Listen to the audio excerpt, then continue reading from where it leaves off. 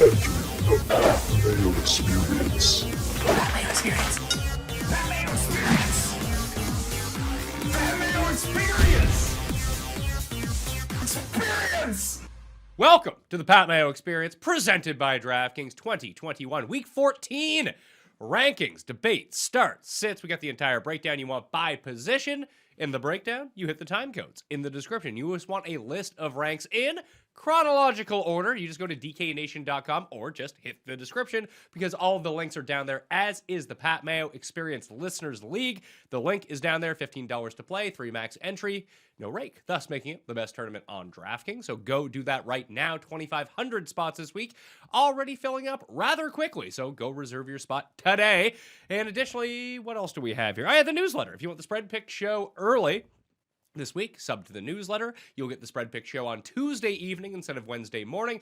If you have time to kill on a Tuesday night, it's a great way to spend 2 hours. Remember to smash the like button to the episode. Subscribe to Mayo Media Network. And for all you golf fans out there who want to compete in the race for the Mayo Cup, well, go to fantasygolfchampionships.com. Registration is now open for the giant one and done league. It is called the race for the Mayo Cup. And what does the Mayo Cup bring? Well, $500,000 in guaranteed money in the pool this year. So it's $125 to play for the season. You have 5 max entry. I highly suggest you go check it out. It's the least intensive high stakes pool you'll ever play in because you make 1 pick per week in golf. That's it. Jake Ciely from theathletic.com. Can you get behind that? Can I get behind the golf thing? Yeah.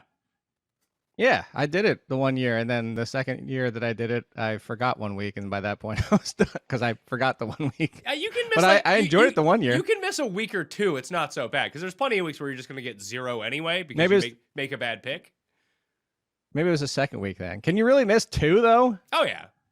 I mean, I play. I feel like put it this way: I I make my picks every single week, every single year, and finish outside the money. I see people come inside the top 10 and they've missed 3 picks. So as long as you're picking winners at a high rate, it doesn't matter. I think I was a combination of picking a bunch of guys finishing in like 7th place and then forgetting 2 weeks. And then I remember checking and I was like, oh, I'm like 30 something. And then I missed a week and I was like, all right, well, I'm dead. Yeah, I mean, that can happen as well. But fantasygolfchampionships.com, that is down in the description right now. Let's get to the running back rankings for week 14. It was a weird week when I started making the list out. I was like, really? Austin Eckler, number 1. You can make a pretty compelling case for a bunch of players at number 1 this week if you really wanted to. So it goes Eckler, Harris, Fournette, Mixon, Madison, Montgomery, Antonio Gibson, Cordero Patterson, Elijah Mitchell, and Nick Chubb. Now, there's 2 different circumstances here. One, Elijah Mitchell is currently in concussion protocol. He may not play this week. However, if he passes, this is where I would expect him to be. If he doesn't play, I will update the rankings on dknation.com. Don't worry about that. They will get upgraded. I also have, where is it? James Conner at number 12. I initially had him higher, but now there are rumblings that Chase Edmonds could be activated from injured reserve this week. If I get like the steadfast news that he will not be playing this week, then I will bump up James Conner in what I think is, it's not a great matchup on paper against the Rams, but just the way he has been utilized essentially since I was going to say Kelvin Benjamin. I'm confusing. I was thinking Eno Benjamin, but no, he's not doing anything. Ever since Chase Edmonds went out, it's all James Conner all the time, although he's not super efficient. The volume is there. He scores every single week. He's an absolute must-play every single week. However, if Edmonds comes back, you're probably going back to a situation where you can't, not necessarily not trust either of them, but they're like low-end running back 2s instead of one of them being a surefire running back 1. Right. And yeah, the volume is king when it comes to Connor specifically, and that's what I was going to say, that it would be higher. How much higher? Just Nick Chubb though, right behind Elijah Mitchell. I would put him ahead of Nick Chubb because, as we've seen with Chubb, he's gonna have his huge boom games. But now that both Kareem Hunt is playing once again, and now they're still working in Dearness Johnson a little bit, not much, but enough to take away from the bottom line of Nick Chubb, that if he's not gonna break one of these big ones, which he seems to do like once every 2 weeks anyway, but if you catch like the bad Nick Chubb game, it's not good. Is it because Stone Cold said so? It is because Stone Cold said so. That's the bottom line. That is the bottom line. That's why I chuckled when you said I don't know, that popped into my head, but I was with you. That's why I said I put him in front of Nick Chubb. Nick Chubb, no matter what, we talked about this a couple of weeks ago. Nick Chubb just doesn't get 60% plus of the snaps, and the only person who does is Dearness Johnson when he gets the opportunity. So it's just funny how that works out. But that's at that point when you're going to Dearness Johnson, they just had nobody else left, which is part of the reason too. But I would agree. I'd put him at 10. I'd say Connor. I'd probably, even if Chase Edmonds is definitely playing, I'd put him behind Javonte Williams.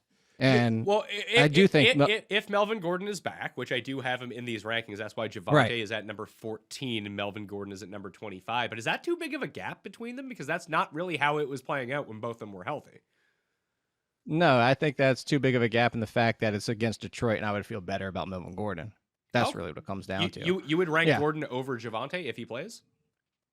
No. I'd rank Melvin Gordon higher. As in the gap, I wouldn't push Javonte down for the gap. I would push Melvin Gordon up. I think that, honestly, not knowing what's going on and the fact that, unless we get clarity, and I know we're not there in your ranks yet, but unless we got clarity on the Dallas situation and they say, all right, now we're finally going to rest Zeke. If they continue with this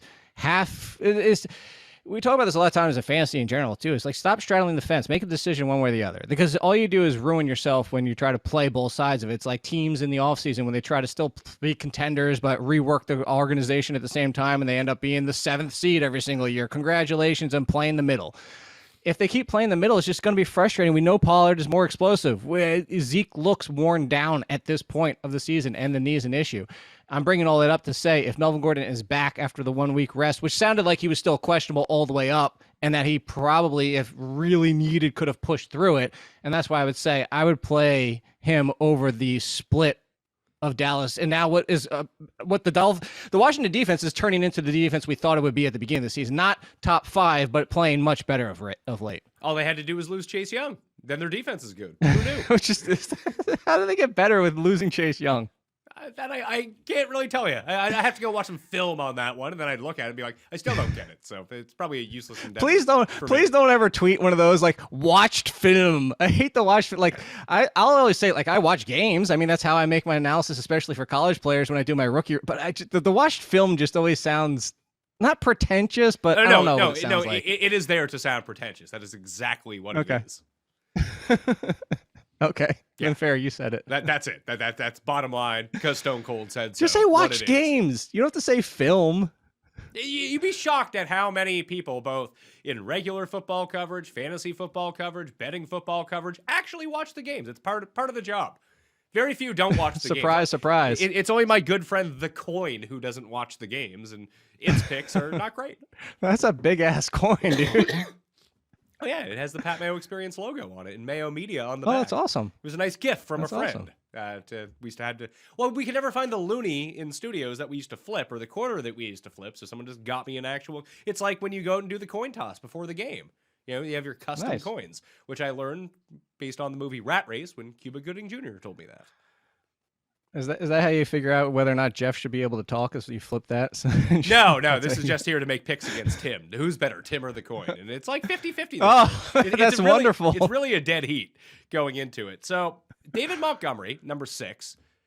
Should Josh Jacobs be up with him, or do we now worry that Kenyon Drake is officially out with this broken ankle, that either Jalen Rocket Richard or Peyton Barber start getting more involved in the passing game? Because if Jacobs is going to catch like 7 passes a game, he's like a top 5 guy. He is, but it's not even doing a ton with it. And look, I say Josh Jacobs, for looking at your ranks as you mentioned, like I would just flip-flop him and Chubb. That's it. But Elijah Mitchell's workload, if he's cleared, is ridiculous and being used in the passing game. Cordero Patterson, matchup independent. Antonio Gibson's workload is insane. David Montgomery's workload is insane. Like, that's the thing, is like, how much higher could you get Jacobs? And my only concern is that Jalen Richard, who they have used in the past as a passing game option, he's been dealing with injuries and then the COVID situation, all that type of stuff. So if he's out there, I would expect him just to take the Drake role, like take the Drake, hate the Drake. I don't think he pushes Jacobs down. I just, for all intents and purposes, I think Jacobs is in a good spot with the concern of Richard, but I would play Jacobs over Chubb at this point. Okay, I can get on board with that. I'll move him up to number 10 in the rankings. You were the Jacobs guy. If the past few weeks, I went from being the not Jacobs guy to the Jacobs guy all of a sudden. I don't know how that actually ended up working out, but here we are. Start catching passes on a semi-consistent basis, and you're going to be in my good books. What about Antonio Gibson? Because it's pretty realistic that J.D. McKissic does play this week, right? But has Gibson now etched out this role for himself where he is just the overwhelming workhorse back and everyone else is going to be complimentary? Yes. Or do we see more of what we saw earlier in the year? No, I think that's the first because that's even before McKissic missed last week. He had already gotten to that point. Now, they are giving him a ridiculous amount of workload, and they don't care if. I mean, again, we don't know. The medical staff knows more than we do. That time off, every report out there said he needed 3 weeks of rest, 4 weeks of rest.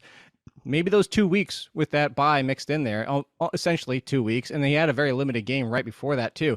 Maybe that got him back to 100%. And that was the only concern with Antonio Gibson before that, was that it's the shin, and he's just not 100%. The way that Washington is treating him, it seems like he's 100%. You cannot give somebody 25, 30 touches and think that like the shin's going to break down, because they are still legitimate play.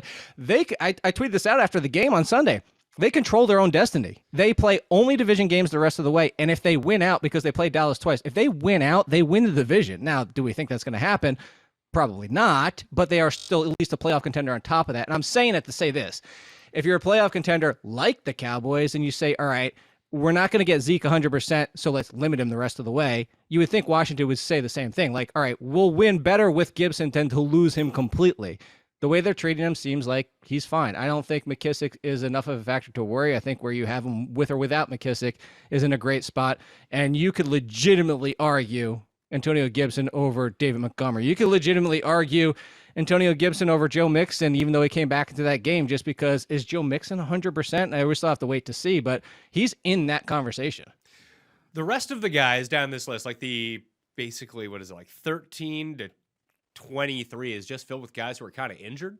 So Aaron Jones looks like he's going to be fine coming off the injury, ended up returning bye week. He should be good to go against Chicago, although I'm curious to know what the split between he and A.J. Dillon is going to be. Javonte with Melvin Gordon in the rankings, I have at 14. He'd be top 10 or like potentially top 5 if Melvin Gordon was to miss the week. James Robinson was injured, but he played. But Carlos Hyde scored the touchdown, but Carlos Hyde also fumbled. Then they went to James Robinson some more. Darrell Henderson was active, but didn't play. I assume he's going to be fine this week if he was activated last week. And I do think that the Rams just go back to him 100% of the time. Saquon just kind of sucks, although it's a great matchup. I don't know what's going on with him. And Jake Fromm is now starting at quarterback. Jake Fromm. There we go. DeAndre Swift, I don't know if he's going to play or not, so I put him into the rankings. I put him at 18. Alvin Kamara, you don't know if he's going to play? I don't know if he's going to play, but it's against the Jets, but it's going to be Taysom Hill at quarterback, who doesn't throw to his running backs and is apt to like poach touchdowns at the goal line. He's number 19. Zeke, we don't know if he's going to play. Then you got Pollard at number 21, and if Pollard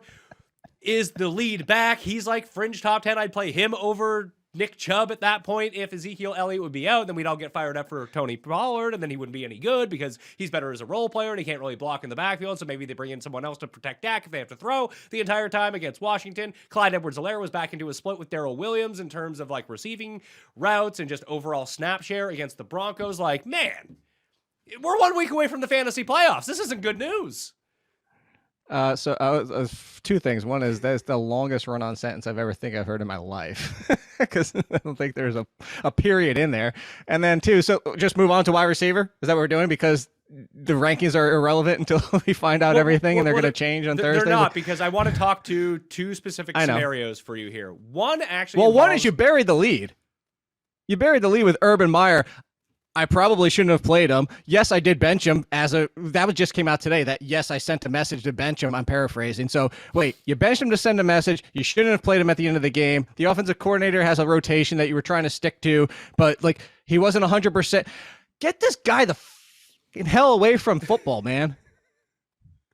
It's I really great. almost just dropped the F-bomb on your show. I know. I can't believe it. I mean, you're free to do so. I don't really care, but I know, but it's just, you. You know, you got to keep up your high moral standing. I got the FU out of my mouth. There you go. At least I got the fun and stopped. So, like, what do I do with all these guys? Obviously, the rest of the week will tell the story, and I'll have the rankings updated the entire time whenever we get some concrete news. But let's just start with Kamara. Kamara is active let's say, and Taysom Hill is Yes. starting, although apparently, I mean, that's kind of indicative of how good you are as a quarterback, that someone takes like a mallet to your hand and smashes all your fingers on your throwing hand. It's like, oh no, he can play. Don't worry about him.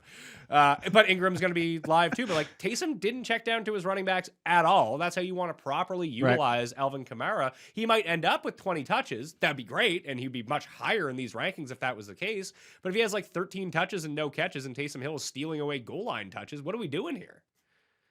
That's exactly this is what we have to be concerned about. He's essentially Nick Chubb worse because he doesn't even get the passing game. Like he gets zeros. Like go back to earlier this year where that was even happening with Jameis Winston, where he was getting zeros in the passing game. So it's how much can Kamara do on the ground? I think a little bit more than 19 because it is the Jets and Kamara is Kamara. And I think if they waited this long, he's probably close to 100%, similar to what we just saw with the Cardinals. All that game time decision for Kyler Murray and DeAndre. Yeah, they waited this long. They were 100%. They were ready to roll. So Kamara, I'd play over Henderson, not knowing what's going on with that. And McVay's been very dodgy about that situation now, saying that Sony Michel gets on a roll and maybe they should be smarter about Darrell Henderson's touches to keep him healthy, but Darrell Henderson's still proven that he can be the lead. And then we go back to Urban Meyer. So I would put Kamara at 15 in front of those two situations, but that's as high as I wouldn't play it, even with Melvin Gordon. I wouldn't play him over Javonte. I wouldn't play him over Jones. And those are split backfield situations as well, because again, Mark Ingram's not going to completely go away and not be a thorn in Kamara's side on top of it. So would you play him over Swift and Barkley as well? I think I'd go higher. I would play him over Swift. I don't know how healthy Swift is, and not a great matchup. And this is going to give Anthony Lynn his opening to go back to the split backfield as he always loves. I mean, he actually even split the backfield somewhat with the safety last week that I'm not going to try and pronounce his last name.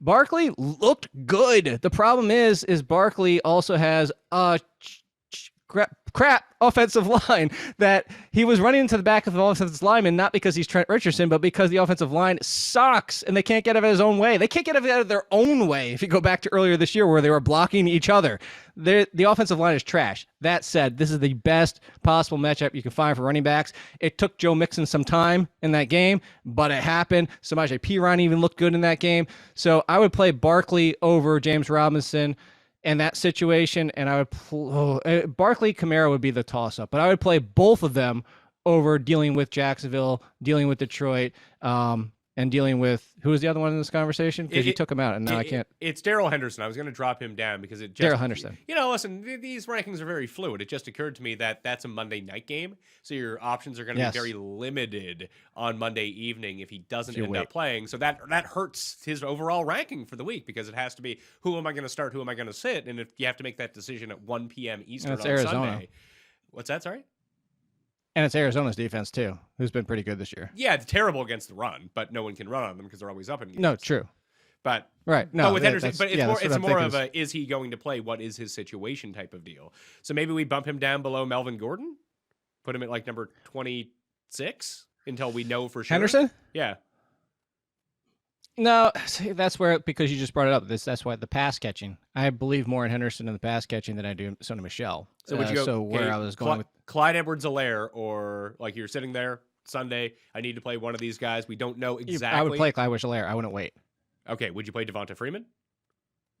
Yes, because I wouldn't wait. So this comes down to now. This comes down to the situation, and I have this at the top of my rankings as a link I discussed long ago, and I just posted at the top so everybody can see this.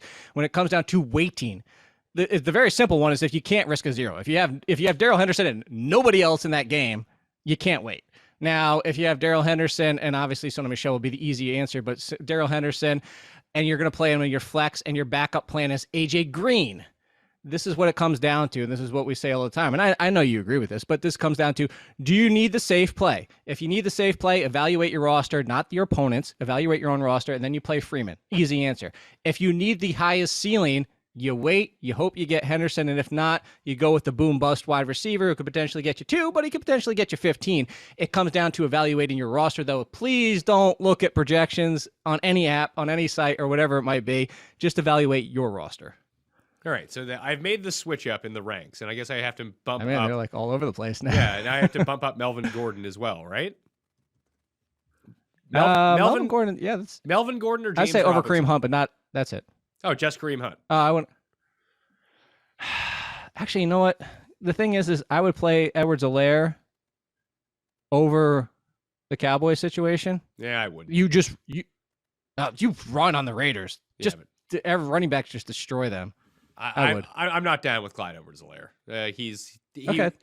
I mean, I don't actually have this decision to make on any of my teams. I don't own Clyde Edwards-Helaire, but I think I would just go with Tony Pollard. Just be like, yeah, at least I know he's going to get his 9 touches and he's going to be like good on all 9 of his touches. Who knows what the Chiefs are up to? Like their offense doesn't look good anymore.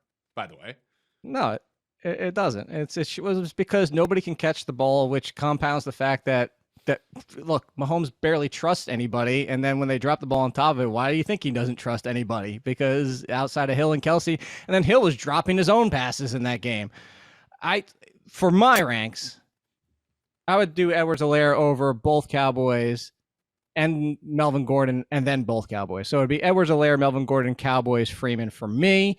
They're all very tightly grouped. If you wanted to say what you just said, and like I'm not doing it, and this is how I'm not going to sit here and debate this for an hour because they're all like in that same conversation. Okay, so I've readjusted the rankings. So now it goes Nick Chubb at number 11, James Conner, Aaron Jones, Javonte Williams, Saquon Barkley. Then Alvin Kamara at 16, Swift, Robinson, Zeke, Pollard at 19 and 20. Into Clyde Edwards-Helaire at number 21, Freeman, Melvin Gordon, Kareem Hunt, Darrell Henderson at number 25, A.J. Dillon at 26, Amir Abdullah, Chuba Hubbard, and Dontrell Hilliard. Now, we talked about the Abdullah Hubbard situation last week. I do think that this is potentially a better outcome game for Chuba Hubbard, probably the last one left on the schedule because it's against Atlanta. However, in a tightly contested game, I would still want the pass-catching running back as long as Cam is playing quarterback, because where's the upside with Hubbard? The Cam's going to steal his touchdowns? Great. So you can ride Chuba Hubbard to 6 points. He'll have 13 carries for 60 yards, and that's going to be it. At least with Abdullah, he could end up with like 5 for 55 out of the backfield, potentially score a touchdown that way, and his are going to have to come from a little bit deeper down the field. So I like Abdullah marginally over Chuba Hubbard. I would have Dontrell Hilliard higher if I didn't think that McNichols was going to be back this week. I could see that. I think the McNichols situation clouds that even more. I'm with you on Carolina, as we talked about before. I think that Abdullah feels better just because pass catcher, and if somebody's going to be hurt by getting the vulture touchdowns, it's going to be Hubbard more than Abdullah. And Cam Newton's not Taysom Hill. Cam Newton knows how to throw to running backs. Cam Newton was there when Christian McCaffrey went ballistic. So everybody's always like, oh, Cam can't. He's not the best. He doesn't target him 25% of the time like Philip Rivers used to, but he's not bad at throwing to running back. So I think that Abdullah over Hubbard feels better. If Hubbard falls into the end zone, that's going to change everything. Very similar, but more clouded is, I would say Hilliard is the Abdullah here and Deonta Foreman is the Hubbard, although Deonta Foreman doesn't have to deal with Cam. You hope they have a lead for Deonta Foreman to get more touches. But yes, if McNichols plays, I mean, now you're possibly looking at the Seahawks backfield, which is basically the Seahawks backfield is just the shinier Texans backfield. And actually, you know what? The Texans are down to 2. The Seahawks and the Titans now have more options than they do. I actually put David Johnson in my rankings for this week, although I put Burkhead as the highest guy at. The problem is, even with 2 guys, you still can't play any of them because they're all terrible. Yeah, you're not touching that backfield either. Yeah, so the Titans one, Hilliard's the only one that I would give a shot to. I mean, he's quick, he can catch passes, and this is a better matchup for like sort of the ground and pound running back, in which would be Deonta Foreman, but they kept running the ball for no reason and splitting against the Patriots anyway 2 weeks ago, so I don't know what the hell they're up to. And then everyone else is like, Tevin Coleman against New Orleans. Ty Johnson played the most snaps because they were down by so much and had to pass towards the end of that game, but when it was close, it was all Tevin Coleman. If you think this is going to be a close game, Tevin Coleman's probably going to be the lead, but regardless of how bad the Saints defense gets, they're still really good against the run. It's like I still have Breda the highest of the Bills running backs because you can't run against Tampa. They're going to have to pass. And outside of the fumble early on Monday Night Football, they weren't trying to throw to running backs at all. They just wanted to run up the gut, as everyone did in that game, and that's not Matt Breda's game. When you're passing all the time and passing to your running backs, that's where they're going to utilize Breda. Yeah, although I don't want to touch that backfield at all. The interesting thing was, this was in my waiver column, because I tweeted out yesterday, is Tevin Coleman for week 13 was second in yards after contact at 5.1. And that's only with, and this is why I put this as context on the tweet, with only 17 yards being his longest run. Like Pollard led the way at 8.7 yards after contact, but most of it came because of that 58-yard run. He didn't have a lot of carries. Tevin Coleman, double-digit carries, longest run 17 yards, and averaged 5.1 after contact. And now I'm not saying slam him in your lineups against the Saints, but the volume and the work and the fact that Tevin Coleman, like Devonta Freeman, looked like the guys that we knew 3 years ago, I think he's at least like a fringy RB2 where you have him. I'm only saying that to say is I think where you have Tevin Coleman's in a good spot. Yeah, Tevin Coleman. I'd actually probably even have him a little bit higher. Would you go Coleman over Dontrell Hilliard? Yes. Okay. Would you go Coleman over either of the Carolina guys? I would go over the Carolina guys for floor. Okay, so you'd have him behind A.J. Dillon at number 27 then. That's a good spot too. Like I think he's got a little bit more upside than AJ Dillon. Yeah, but I actually think that AJ Dillon's Dillon's a lot riskier. Yeah, he's a lot riskier, and I don't know if he has more upside than AJ Dillon because if things break right for the Packers, AJ Dillon scores like 3 touchdowns. And that, I mean, can the Jets? The Jets' ceiling is. It's Aaron Jones is back though. No, I understand that, but it does seem like, I mean, even before Aaron Jones got hurt, that A.J. Dillon was just playing a lot more than he had been the first few weeks of the season. That he's going to have a lot more, but Aaron Jones was still 60-40. Sure, but he's also, I mean, you're just dealing with a much better offense to begin with, where the access to more points is going to be there. Like if A.J. Dillon scored 3 touchdowns, even with Aaron Jones in the game, it's a really outlier outcome for what could happen in the Sunday Night Football game, but you wouldn't be shocked. If the Jets scored 4 touchdowns, you would be shocked. Sure. If the Jets scored 0 touchdowns, I wouldn't be shocked. I said that's more likely. Yeah, that's a more likely outcome than Aaron Jones scoring 3 touchdowns. It kind of seems. Yeah. So that's the reason why I would still like the floor of A.J. Dillon. Plus, he's actually he's being utilized in the passing game a lot more, which kind of stuns me. But ever since Aaron Jones went out and then Aaron Jones came back, they were still throwing to Dillon, which was nice to see. Yeah, and that's one of the underrated things about A.J. Dillon this year is he's a decent pass catcher, better than people realized. Similar to Damian Harris. So I think they have a decent parallel between them. Last guy I want to talk about with Elijah Mitchell in concussion protocol, Trey Sermon placed on injured reserve, Kyle Shanahan coming out on Tuesday morning and saying that Jeff Wilson Jr. dealing with some sort of knee injury. Is this all kind of like Moses parting the Red Sea for JaMychal Hasty to get a bunch of run this weekend? No, because if Deebo Samuel is back, he's going to get 15 carries. But we don't know if he's going to be back or not. I don't know if week 1, missing a week because of a groin injury, not sure whether or not he's going to play. That's like, hey, Deebo, here are 10 carries out of the backfield. I don't know if they want to do that. It's Shanahan. He also had Elijah Mitchell looking like he just finished a 12-round fight and then being like, oh, he was cleared. Let's put him back in the game. Like, these guys put guys out there. I'm just saying, yeah, sure, JaMychal Hasty. I would also be interested to see if they bring in somebody similar. They bring in Jacques Patrice again, and they see but isn't he on Carolina now? No, I said like a Jacques Patrice, we did earlier. Yeah, like we did earlier this year. The point being is JaMychal Hasty is not a 20-touch guy. I mean, maybe Shanahan disagrees, but he's just not a 20-touch guy. He's change of pace pass catcher. Would it shock me if he gave him 20 touches similar to the Jets situation? No, because Shanahan just makes running backs good. So let's say Elijah Mitchell's out. Let's say Deebo Samuel doesn't return this week. Then depending on who they sign, which I don't think will probably be too relevant to knock him down that much, I think you would have to play JaMychal Hasty into the 20s, top 20. Yeah, like right around, I'd probably play him over the Dallas Kamara? guys. If I knew, I was gonna say over that. If I knew there was no Mitchell and there was no Deebo and it was just Hasty and a banged up Wilson, although you could probably make a pretty compelling case for Wilson that he scores the touchdowns there, can't you? I might not even be Wilson though, because he aggravated the injury. It's the same situation. So if you throw no Wilson on top of this, hell, JaMychal Hasty over Swift, Robinson, and you start talking about Hasty alongside of Barkley and Kamara. So what we're saying is that he'd be a very good play at $4,000 on DraftKings. He would be the chalk king in the world if he. But it's one of these things where we're probably not going to. I believe it's a later game, or is it the early game in Cincinnati? It's the early game in Cincinnati. No, I right? think that's early. It's early. Right? So yeah, so you're gonna. No, Cincinnati got pushed. Cincinnati got pushed to 4.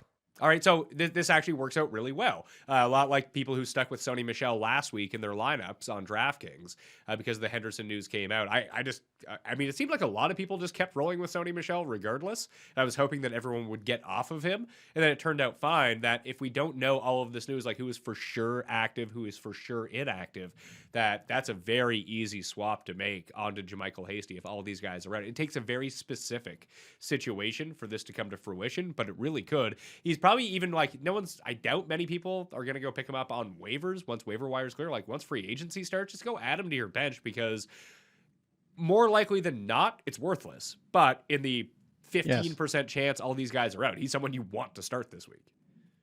Right. And that's the big thing. And then if you're looking at 4 p.m., I mean, you have this situation. And if you're waiting for it, I'm trying to think we're going to have Detroit's in this. Yeah, you got the Denver situation, you have the Detroit situation. And then of course, as you mentioned, there's a lot of options to open up if you want to wait for this situation to clear up too. Yeah, and I mean, you can utilize it in your flex. You can, if you're down on running backs, you can utilize it in your like running back 2 spot if you really wanted to. I always prefer to have more outs in these situations. So whether it is Darrell Henderson or someone that's a bit iffy that you're trying to use in the later set of games, put them in your flex to give yourself the AJ Green out. Go pick up Zach Ertz or something like that if you actually need to go fill in that spot. Just running back leaves you so limited in that regard. I'd actually look out for JaMychal Hasty on Prize Picks this week too to see what his like low over-unders are going to be and see if they adjust throughout the week. If you haven't played on Prize Picks yet, I highly suggest that you do it. The link is down in the description. You deposit $100, you get an extra $100. So you're already up $100 if you use code MMN or just sign up through our link. But realistically, you want to play in the Mayo Experience, the MMN, the Mayo Media Network Prize Picks prop pool. That's just 5 picks from Sunday. $7.11 has to be your entry. You win 10 times your money if you get all 5 right. Plus, you get a bonus $50. So you get 17 times your money if you go 5 for 5. It is the best multiplier you can find on any site. PrizePicks.com. Code MMN to get that deposit bonus. Let's talk receivers. The good guys are back. That's always nice this week. So we have Devontae Adams. He's circling up near number 1. He's not number 1, but he's circling up there. Cooper Kupp remains number 1. Justin Jefferson, especially without Adam Thielen now, is number 2. That's going to be on Thursday night. Deontay Johnson at number 4. CeeDee Lamb, Tyreek Hill, Stefan Diggs, Mike Evans, and Chris Godwin at 8 and 9 because Antonio Brown is now out until at least December 26th because of the fake vax suspension. T. Higgins, number 10. It's funny how quickly Higgins and Chase can flip. Only because of their deep ball prowess. Like Chase earlier on in the season, it felt like he didn't drop a pass that was over 40 yards to him. He just caught them all and went to the house. And now he can't catch any of them. And T. Higgins couldn't catch any of them. And now he catches all of them. So Higgins is on his run. Higgins number 10. I do have Jamar Chase at number 17 because of that upside. But it does feel like Higgins is just the safer play right now. Yeah, right now the volume's there too. And that's the interesting part about it. That's a few weeks ago. It was like I wasn't that concerned about Higgins. Now I wasn't saying Higgins was going to be 10 and Chase was going to be 17, but it was like people wanted to outright drop Higgins in fantasy leagues, but the volume was still there. So idiots. People are inexperienced. They're not idiots. No, they're inexperienced. No, I mean when you combine idiocy with inexperience, now we're in a whole different world. But people are dumb. That's just Tim. That's Andercust. No, Tim is too smart for his own good. He's galaxy. That is true. I was gonna say, yeah, he's the exact opposite. He's Bizarro. Yeah. Idiot. Yeah, he's like IQ 175, can't figure out how to tie his shoes type smart. Touche. I like Higgins. I got McLaurin at number 11, although everything's been kind of on a dip since Washington started getting good. No Logan Thomas anymore. At least he's remarkably inconsistent this year, Terry McLaurin. It's really, I think teams basically like quadruple cover him now. They're just like, yeah, we'll take away the one guy who can score 80-yard touchdowns and see what you can do. And it's working for Washington. You're not wrong, and that was the whole reason they signed Curtis Samuel. And maybe Curtis Samuel's snaps the past 2 weeks have been almost nothing because he's finally back from injury, and now maybe this forces the issue with Logan Thomas that they needed a number 2, and Logan Thomas was out there briefly. They started to open things up again, and you saw the up and down as we just saw on Logan Thomas exits. So you're not wrong. It's the Hawkinson situation. It's the Kyle Pitts situation. It's just when you only have one legitimate passing weapon, why not triple team? Like, what are you losing by triple teaming him? Nothing. Go ahead. Let Cam Sims try to catch a touchdown. Yeah. So McLaurin, I still have at number 11 because that big playability. And when the good games come, it's like 8 for 145 and 2 touchdowns kind of thing. Yeah. And there are Tyler Lockett. there are very few players who can kind of replicate that sort of upside. And the floor isn't like horrendous. It's just not as high as it's been in previous years. I have Mike Williams at number 12, Ayuk at 13. This assumes that there is no Deebo Samuel this week, because I don't think that he's going to play. Obviously, if he plays, I will adjust. Don't worry about that. Mike Williams is a trickier situation because Keenan Allen is currently on the COVID list, but it happened so early in the week that we actually have seen guys come back from the COVID list. He is, I believe, the way that Brandon Staley was talking is that he's vaxxed. If he does the double negative test, he's going to be fine for Sunday, although it's a bit trickier because he won't be able to practice. So I put Mike Williams at number 12, Ayuk at 13. Both those guys would fall if it was like confirmed. I have Allen in the rankings. I just have him a bit down because of the risk factor involved. Lockett at 14, Renfro at 15, Hopkins, Jamar Chase, DJ Moore, Hollywood Brown, and Keenan Allen at number 20. Like I said, he's on the COVID list. We have to monitor his situation as we go forward. Hollywood Brown is suffering from Jamar Chase syndrome right now, where the first 6 weeks of the year, everything, not that he was catching every deep pass possible, but he was catching a lot of deep passes because they were just going to him so often. Just the Ravens offense looks kind of broken right now. It's as I think it was Andrew Cuss when I was watching the games. Either Andrew Cuss or Paul who pointed out, it's like the Ravens have 1 third down play. It's throw it up to Mark Andrews and hopefully he catches it. That's their third down play. They also have 0 answers for pressure right now. It's just, I don't know if this is the coaching staff. I don't know if it's Lamar Jackson. I don't know if it's both of them. They just let blitzers come free, and I don't know if it's because they just think Lamar Jackson's going to take off and can take off running, so let them do that because that'll open up a 40-yard run. But it's not working as well because they're also kind of bringing the blitzers from further outside, so it forces Lamar Jackson to do one of his rollout, run back, and then as you mentioned, turns around, heaves it up to the back of the end zone, gets intercepted instead of getting Mark Andrews. And it's happening a lot. As you mentioned on third down, it's happening even more. Something needs to get fixed right, and part of the reason, as you said, with Marquise Brown is he's had drop issues before. We talked about drop issues with Brown earlier this year. At the same time, as not every single ball has been as catchable as it has been earlier this year because of what's going on with the offense. Where you have Marquise Brown is a fair spot to put him. I would say the problem is the people behind him. It's tough to push him lower. We talked about the Allen situation, but Elijah Moore now goes up against the Saints with no Corey Davis. Now he gets Lattimore and that defense. So you have to worry about that and the fact that his quarterback is still Zach Wilson, despite what he did last week. Claypool's got the turf toe. Metcalf's got a broken offense and a broken finger, although Russell Wilson's starting to come back around. I think I might go DK Metcalf. I'd probably go Metcalf at 19. I think he's coming back. He was at 60 yards last week. He had a touchdown that Russell Wilson barely floated on him. That could have happened. He got stopped at the 1. But then, I actually do you have Tyrod or do you have Davis Mills in your ranks? Davis Mills. I think that's a good thing for Brandon Cooks. Not that I would push him higher. I actually think that's a good thing for Brandon Cooks because volume for Brandon Cooks. Let him get 8 and only catch 3 or 4, but at least he's getting 8 versus 5. So that's just the sidebar is that I think Brandon Cooks is there. Amari Cooper's tough. I feel like he should be higher, but at the same time, he's untrustworthy. I don't hate the ranking. He's yes, at 25. He is. Like it's really tough coming off. COVID seems like it hit him pretty hard versus a lot of other people. Really? Like he was. Although that one play, he stayed in right after that too. Like he wasn't even gassed initially. Like I don't know if it wore him down as the game went on because we saw less and less of him, but he looked fine at the beginning of that game. I agree. I don't know what the issue. That has to be the issue, doesn't it? Like that he can't. His overall conditioning, maybe just another week off is fine. Now he's got it all back up. He's completely healthy and the conditioning is back to where it was. But it was very clear that he didn't have 60-minute cardio. He was like that. He was like a UFC fighter who needs to win in round 1 or it's a game over. Get the knockout in round 1. If he can make it to round 2, the other guy wins. Yeah. That kind of thing. Yeah. And it does affect everybody differently. I just found out recently that my dentist thought that I didn't even know if I did. I still don't know if I did, but thought I had COVID because my gums swole up.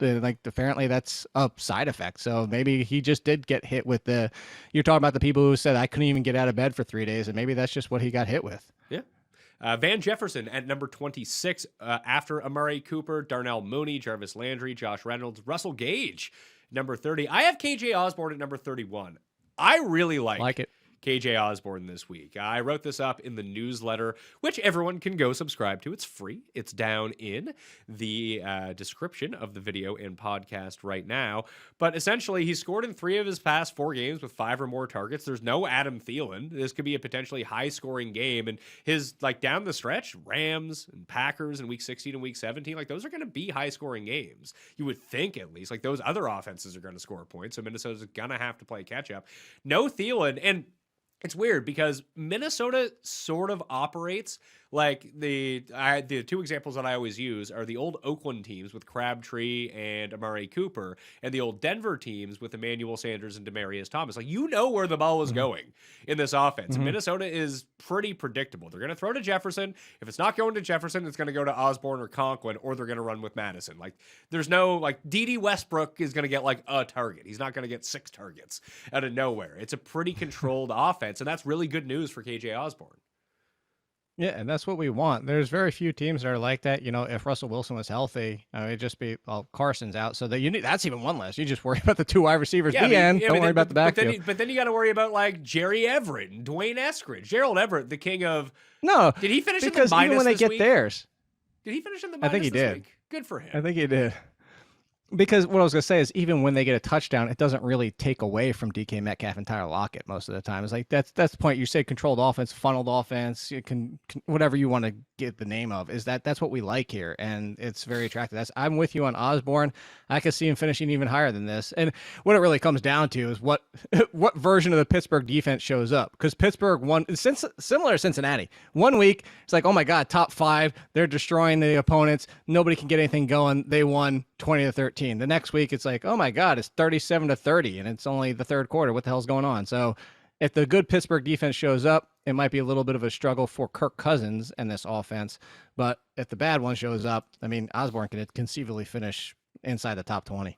I think that we're going to get, I got to figure out where it's going to be, but because there was no offense in that Monday night game, that we're going to get another situation where people see like snow or it's cold out in one of these games and people completely avoid it. But the Monday night game was such an outlier for how it actually affected. And it was all mainly wind related. Like, that was a wind problem. That wasn't a snow problem. That wasn't a cold problem. That was a wind problem. It's not going to really make that big of a difference for your season-long leagues, but for like DraftKings or prop betting or just game betting, that there's going to be one of these like colder games where it's snowing out that we can really take advantage because there's going to be a ton of points in it. You're right, and I have that as part of that link too. I call it 15, 25, 35 because it's easy to remember. 15 plus wins starts to affect a little. 35 and below starts to affect a little. The biggest one of the 3 is 25 plus wins. I mean, the graphs are in there. And then when you couple 25 plus wins plus the 35 degrees, that's when you really get concerned. So it's not the cold on its own. And the cold on its own, as LaShawn McCoy has proven, a lot of times helps the running backs just because people don't like getting hit. And you know that. How many times have you banged your finger when it's cold and be like, oh my God, it hurts like 10 times worse. But yeah, you're right, is don't overreact to the cold. If you get some snow with wind is the major part here. With wind is what affects the passing game. So 31-40 in full, KJ Osborne at number 31. It's unfortunate that he's not on the main slate on DraftKings. He's on Thursday night because that'd be a great way to save some cash. Cole Beasley, Marquez Valdez-Scantling Sunday night. Sterling Shepard, I throw him in every week and then he doesn't play, but he's 34. Michael Gallup, Jerry Jeudy, Traquan Smith, AJ Green, Deshaun Jackson, and Gabriel Davis. Gabe Davis seems like he's passed Emmanuel Sanders as guy who does things in the Bills offense. I said, oh, yeah, because 4 weeks ago, question mark. You can go back to waiver rank. It says Emmanuel Sanders is droppable. Emmanuel Sanders hadn't done anything outside of his touchdown games. And then now that Gabe Davis is, like you said, on his heels. Oh, by the way, go back up. You didn't say Mooney Tunes. That's still my favorite nickname you came up with this year. But anyway, Mooney Tunes? Yeah. I mean, you got to say that every time. I hit the over on my guy Demir Bird this weekend because the Birdman. He's running a ton of routes. Although Jakeem Grant had a bunch of catches for the Bears too. I don't know what the hell the Bears offense. That was the weather too.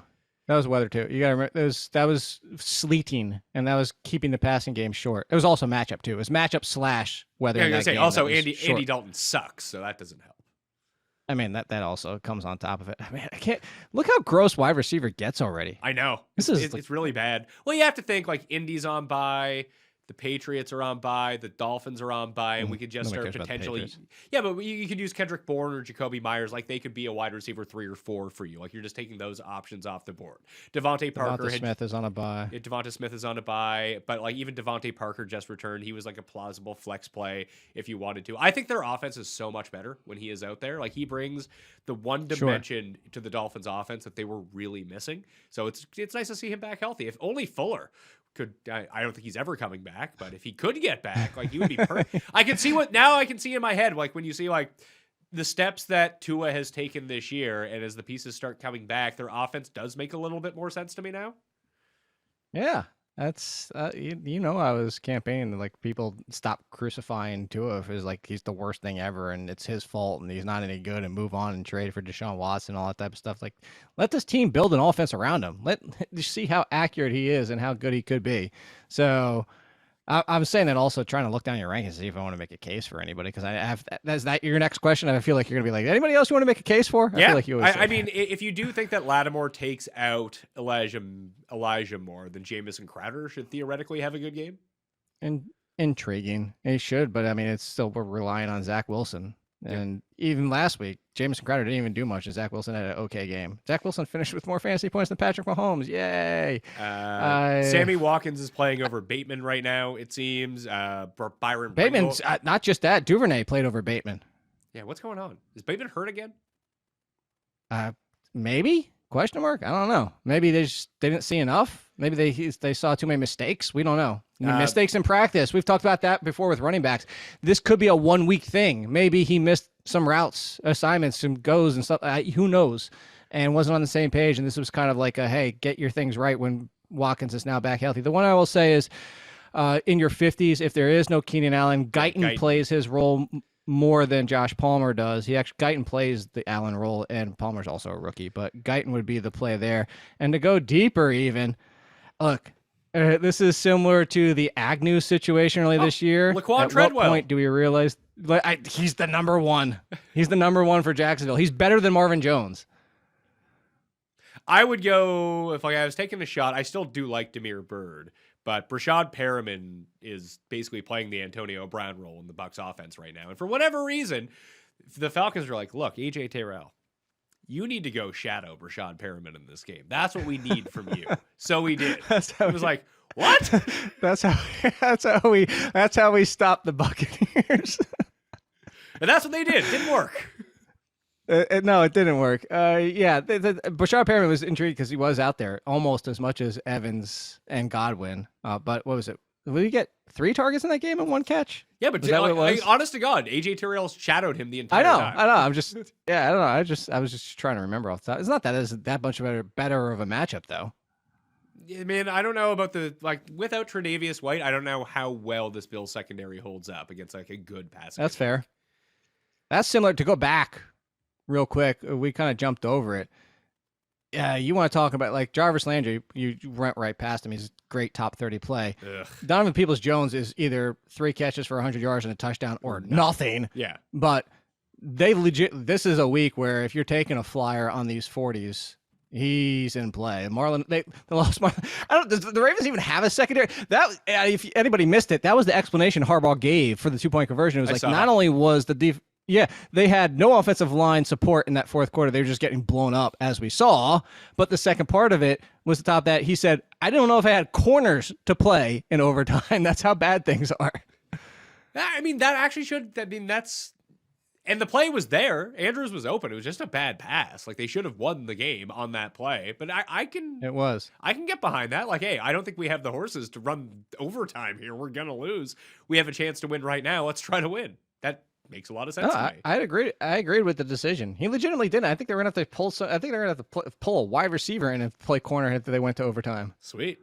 Fortunately, the Steelers only have 2 options that they can roll. I guess Freiermuth as well. So 3 guys that they can throw to. Yes. So 2.5. Claypool's toe is. Oof. Yeah, but Ray McLeod got more snaps than him. Oh, good for Ray McLeod. I thought he'd be gassed from returning all those kickoffs. No. Tight ends. He wasn't. For the week, Kelsey, Kittle, Gronk, Andrews, 1, 2, 3, 4. Hawkinson, I have Foster Moreau at number 6. Big shocker that he had an ultimately disappointing game as the most owned guy on DraftKings. But if there's not going to be Darren Waller again against Kansas City, 8th worst team against tight ends, it's a nice rebound spot for him. I wouldn't go away from him because the other options just aren't that appealing. Like Tyler Conklin, I like without Adam Thielen. He's number 7. Freiermuth, number 8. Dawson Knox, Kyle Pitts, and that's like, then it's Dalton Schultz, Zach Ertz, Cole Kmet. Evan Ingram, John Bates, I have here at number 15 because it looks like no Logan Thomas. I don't think that Ricky Seals-Jones is going to play with this hip injury. So if Seals-Jones does play, we've seen him be a top 10 option. So I'd probably boost him up there. But Yeah. if you need like a deep flyer, Bates, I think, was 3 for 47 in that game after Logan Thomas ended up going out. So the tight end is just a part of this Washington offense, regardless of who it is. So he's a fresh body. He's 100% available. What's that? They need it to be. Do you have your pressure rates, by the way, for teams? Because to go back to Foster Moreau, the issue with Foster Moreau last week, and I didn't expect this, I had Foster Moreau inside my top 10, is that Moreau, less than 50% of his snaps, he ran routes. They asked him to block. That's what was killing him in that game. He was still out there still a ton of snaps, but they just had him sit back and block because, as mentioned earlier in the show, the Washington defense has been playing a lot better. And Washington defense was getting pressure even without Chase Young, and they just asked Moreau to block. He ran, I'll pull it up real quick because I just was looking at that page earlier today. 54 snaps, ran 26 routes. So why I'm saying that is I'm curious what the Chiefs' pass rush has been recently and if we have to be concerned about the same thing. Foster Moreau ran a route on 60% of the dropbacks from Derek Carr, which is on dropbacks. On actual less passing than his 50 plays. steps. Yeah. So that's what it was. Routes per snap, 53.2. It was behind like Noah Fant and Jared Cook, put it that way. It wasn't good. And we know now that Frank Clark is back that the Chiefs pass rush has been a lot better. That's the potential for it to happen. I just feel like one of the main reasons that Moreau wasn't running as many routes is that game was really close the entire time. If this does play out to what the spread indicates, and that doesn't always end up happening, that the Chiefs jump out to a 10-0 lead or a 13-0 lead or a 17-3, he's going to have to run routes because that's just the way it is. It should, but I would play him behind Eric Freiermuth and Tyler Conklin. That's all. I would just push him down 2 spots. If people are wondering, in week 13, routes per dropback, the leaders were Kittle, Higbee. Higbee's always at the top of this list, which is really weird and doesn't do anything. Uzma, Hawkinson, Pitts, Andrews, Goddard, Kelsey, Kmet, Evan Ingram, Rob Gronkowski, Mike Gesicki. That was kind of not the usuals. Like Freiermuth was only 62%, which was strange. And then Gentry was like picking up routes as well, which is never great. I think that was because they were concerned that Freiermuth wasn't 100%. But wasn't it a concussion, though? It was, yeah. Yeah, so I don't know. That doesn't seem to add up in that one. Quarterbacks for week number 14. Sorry. Worst place, Patrick Mahomes? Yeah, worst place, Patrick Mahomes. I have him at number 5. I got Kyler Murray at number 1. Like you said, when he's healthy, he's the best. No, it was the game he ran the most in, too. I mean, maybe elements played a factor in that, but he's 2 passing touchdowns, 2 rushing touchdowns. He's good to go. Brady, Allen, Herbert, Mahomes, Dak, Rodgers, Lamar, Kirk Cousins, Taysom Hill. It doesn't really, like, after Herbert, you can start changing these guys around a bit, I feel.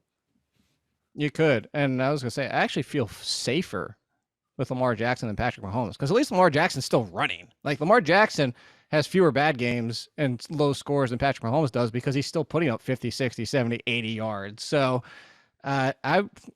crazy as it might sound, not that anybody has to deal with that situation because nobody has Lamar Jackson and Patrick Mahomes, but I would go Jackson before I went Mahomes at this point.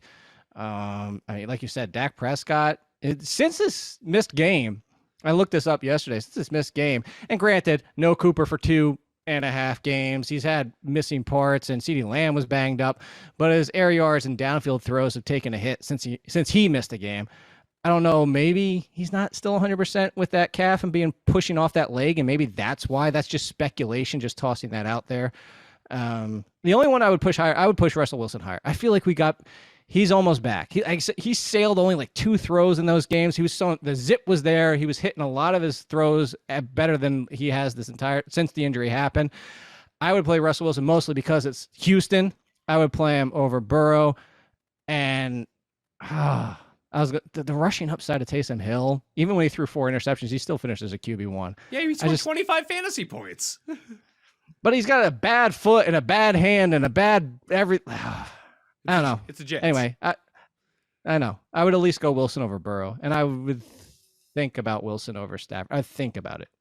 I always think about putting Stafford even higher than this. I think that you could make a case Stafford over Mahomes if you really wanted to. If you really wanted to. That 5 through Mahomes through Russell Wilson is just a hodgepodge of you could realistically throw them in any order and not feel horrible about it. Oh yeah, one extra touchdown from any of them is going to finish number 5 versus the rest. So yeah. I mean, Stafford always has the Tom Brady week in him any given week. I mean, he kind of had that last week. Would he throw 3 touchdowns? He last did. Week? When we thought he was going to die. Yeah. He came back in the next play. I was like, oh my gosh, did we really lose Matthew Stafford? But he was okay, thankfully. For the rest of them, I think there's a drop-off after Russell Wilson. So I have Jimmy Garoppolo at number 14. Just throw to George Kittle every time. And you'll have the best passer rating in the world. It'll be great. Heineke at 15. I have Cam at 16. If you really want to take a swing for the fences, you could go to, I mean, this is probably more of a DraftKings play than anything. $5,400 Cam Newton against a bad Atlanta defense. No one wants to use him after how horrible he looked against Miami. Right. This is either too high or too low. Yeah. This is not right. Yeah. It's somewhere in the middle. Somewhere. Cam is not finishing QB 16. I'll guarantee it. Yeah. It'll be 27 or 4. Yep. But exactly. this is my risk tolerance of where I would want to play him, versus the other guys. I think that's fair because after him is pretty ugly too. Oh yeah, then you got Tannehill, Bridgewater, Carr, Ryan, Baker. Do we think that Baker might be? I mean, obviously he'll be healthier after not playing last week, but could he be good healthy again? I don't even know at this point. Baker Mayfield heading into that bye was like the freaking Monty Python night. I'm okay. It's still good God, they were just. I hope so. I think we'll have to wait and see reports because we just talked about it earlier with the fact that they have no safeties. You can make a case for Baker finishing at least a little higher. I don't know if you'd really want to start him because Tannehill's against Jacksonville. Carr has been consistent. He's got the floor. I'd say he's got a higher ceiling than Carr and Bridgewater. Those are safer plays. Do you think Julio goes this week? I think they're going to try. I don't think I don't think he's going to make it. I don't think he'll make it. I think they're going to try. I think they're going to do everything to potentially get him out there and try because they're still right in the mix of the playoff hunt because when all these injuries started to happen, they were at the top of the AFC. So they still have playoff aspirations. They're going to try. And A.J. Brown's back in 2 weeks. So what happens if you only get Julio for 2 games? You get A.J. Brown back. It's true. I mean, I would just continue to leave him out. You're playing Jacksonville. You need to be able to be... And they play Jacksonville and Houston. They're done with Indy, which is huge for them to keep in the race for the division lead here. If Julio sits, would you play any Titans receiver? No. Westbrook-Ikhine is more... He's more intriguing if Julio's out there than if Julio's not. Okay. Yeah, that makes sense to me. Yeah, I don't think we need to talk more about Zach Wilson or Davis Mills or Jake Fromm. No, that trio of the toss-up at the bottom is super intriguing. You got Jacob Fromm, Sausage King of Chicago. I don't think you really want him. The best part about it, too, is Wilson and Fromm are facing super tough defenses, too. Well, Fromm's not. Although the Chargers' pass defense has started to take a step back recently. The Chargers' defense reeks. It's bad. I mean, the run defense is just awful. I mean, Feinberg was the one who pointed this out, is that their run defense being so bad just led to everyone running all over them, so it made it seem like their pass defense was good because no one passed on them because they didn't have to, and then teams started passing on them. That was bad, too. So they just suck all around, is what you're telling me? A very fantasy-friendly environment for the offense. Although they generate turnovers, which is great. So they're just... Right. I was just about to say, you still have them number 11 for defenses. Yeah, they should probably... I could go even higher with them in defenses because they're going to be one of those teams that scores a bunch of points, gives up a bunch of points because teams have to pass on them, but they get so many opportunities as a defense to score fantasy points. It's kind of great. And their pass rush is still pretty good. I don't know if Bosa's playing or not, though. No, and then watch, Jake Fromm is going to be like Mac Jones, and he's not going to have any turnovers. He's just going to finish 21 and 24 for 210 yards. He's going to finish 2 of 3 for 13 yards. Oh yeah, that really Mac Jones. Defenses for the week before we get out of here. I got the Broncos at number 1 with the Lions on the docket in Denver. Packers, Vikings, Titans, Browns, Chiefs, Saints, Cowboys, Panthers, Cardinals. Even against the Rams, I still like the Cardinals D. I got Do I have the Cowboys in here twice? I do, because I'm an idiot. The Cowboys are actually at number 8. They are not at... I'm reading off my rankings. Good on the graphics makers for taking them out, but it's Chargers, Jags, Falcons, Seahawks, Ravens, Bengals. I can just see it now. I'm going to use like the... Man, the Falcons at 2,900? I thought they would be cheaper than that. Well, that sucks. I'll end up using like the Browns D, Panthers D, Jags D, one of these Ds on the Sunday slate just to save all the money. But it's a pretty flat week. Just unorthodox type defenses this week, I think, is where you want to go. No 49ers? Don't love the 49ers in this matchup as a fantasy D. Yeah. Neither do I. I stashed them for going forward. Oh, yeah. Starting next week, you want the 49ers every week. They will be a top 5 D ranked at least every week. 100%. Great week to grab the Dolphins as well, because they're on bye. People will drop them, not realizing they have the second best playoff schedule for a fantasy defense of anyone. Yeah, I was trying to think if there's anybody else. There's somebody else I had in week 16 and 17 that's under 60% rostered. Oh, you just talked about it, the Chargers. They face Houston and Denver. That's pretty good. 16 and 17. Yeah. Yeah, I can get behind that. Let's see here. The Jags. Although they get Kansas City in week 15. Ugh. Yeah, but I mean, not everyone's going to have 3 sterling matchups. That's why you can try to mix and match with 2 defenses. So right. The Niners and Dolphins objectively are the best streaming defenses for the playoffs. They have good matchups all 3 of the weeks. The Eagles pretty good. The Jags are really good. They get Houston and the Jets weeks 15 and 16 before they play New England, where you just wouldn't play them. But Houston and the Jets, pretty good. Titans go Pittsburgh, San Francisco, Miami. Like, that's not bad. It's not good. Those are like neutral matchups, but they're wildly underowned. And the Seahawks D, they get the Rams in week 15, but then they go Chicago and Detroit 16 and 17. Yeah. And then the Saints as well. They get the Jets this week. Everyone will drop them next week because they play the Bucks, but then they go Miami and Carolina week 16 and week 17. So those are pretty good stash defenses as well. Yeah. And then, like I said, the Eagles on a bye, they get Washington, Giants, Washington. That's not bad. Yeah. Although Washington wants to run so much now, that's not awesome for a fantasy defense. It's not, but Heineke is still as fun as he is, and I love watching him. And hey, getting this team some wins, he is still reckless. Yes. Yes, he is. Quite reckless, actually. Anyway, that will do it on the Pat Mayo Experience. The rankings are going to be down in the description. They will be updated the entire time. Jake, let everyone know what you got going on this weekend when your rankings are available. 12:01 a.m. Eastern on Wednesdays. So depending on when you're watching this, it might already be out. And then adjusted points allowed, APA. Damn. That's what you look at for your matchups and including the playoffs and all going forward. This show, my show, all in football, Mondays, Tuesdays, Wednesdays, as you know, on Bets TV. And then, yeah, that's about. Oh, I get to celebrate on Holkel's show for DFS. I did the Minshew stack. I'm so excited to talk about the fact that I won money on the Minshew stack. Hey, both millionaire makers were won by the Minshew stack on DraftKings this week.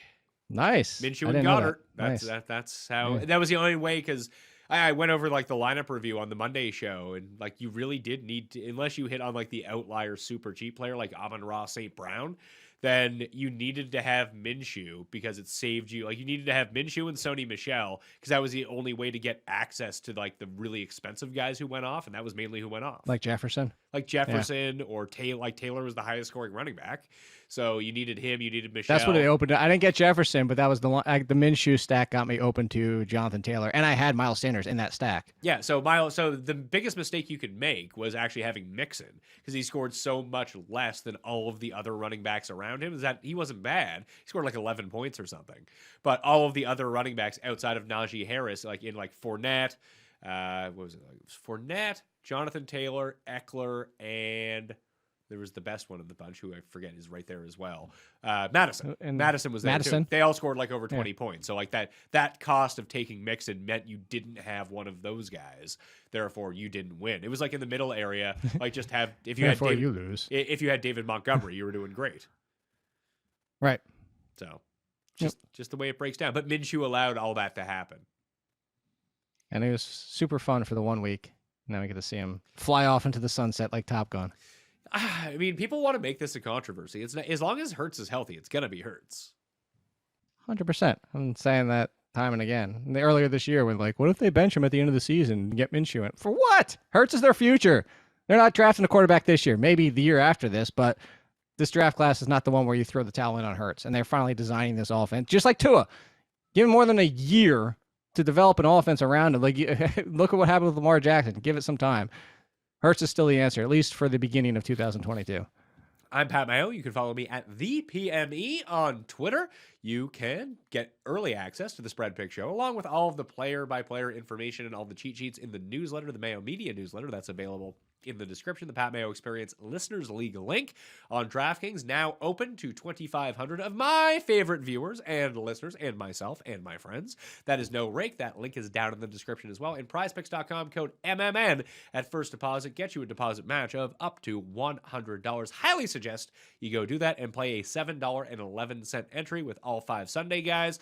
That will qualify you for the MMN props pool and the props pool bonus, which you should take advantage of. I'm Pat Mayo. Thank you all for watching. I'll see you next time. Pat Mayo Experience! Experience!